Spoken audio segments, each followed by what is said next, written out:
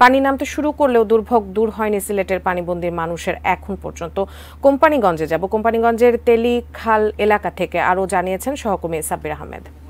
আমরা রয়েছি সিলেটের কোম্পানিগঞ্জের তেলিঘাট এলাকায় এবং এখানকার বেশিরভাগ ঘরবাড়ি পানি নিচে ছিল এবং কিছু গতকালকে এবং তার আগের দিন বৃষ্টিপাত কম হওয়ার কারণে পানি কিছুটা নামতে শুরু করেছে এবং এটাই হচ্ছে আসার কথা, কারণ যেহেতু বৃষ্টিপাত এখন নেই তাই এ কারণে পানি কমতে শুরু করেছে।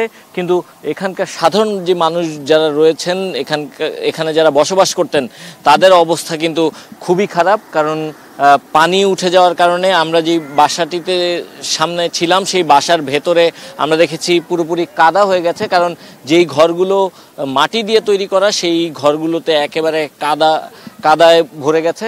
এখানকার মানুষজন যেটি বলছে, সেই পানির প্রবাহে বাধা থাকার কারণেই মূলত আসলে এই যে জলাবদ্ধতা এবং অল্প বৃষ্টিতেই এই ধরনের বন্যার সৃষ্টি হচ্ছে এবং এই বন্যায় সাধারণ মানুষ যারা রয়েছেন তারা ক্ষতিগ্রস্ত হচ্ছেন। যারা ক্ষতিগ্রস্ত হয়েছেন তাদের লিস্ট তৈরি করছেন, সেই লিস্ট অনুযায়ী হয়তো তাদের ত্রাণ সেবা বা সরকারের পক্ষ থেকে যে সাহায্য রয়েছে সেই সাহায্য হয়তো দেওয়ার ব্যবস্থা করা হবে। কিন্তু যে সাহায্য তাদেরকে আসলে করা হবে বা করা হচ্ছে, সেই সাহায্য কিন্তু তারা যেভাবে ক্ষতিগ্রস্ত হয়েছে সেই ক্ষতির তুলনায় আসলে একেবারেই নিতান্ত বা একেবারেই কম বলা যায়, অপ্রতুল বলা যায়। সাধারণ মানুষের চলাফেরাও করতে পারছে না এবং অনেকে যারা অসুস্থ অবস্থায় রয়েছেন তারা কিন্তু এই অসুস্থ মানুষকে নিয়ে হাসপাতালে বা বিভিন্ন জায়গায় যে যাবেন সেটিও কিন্তু যেতে পারছেন না।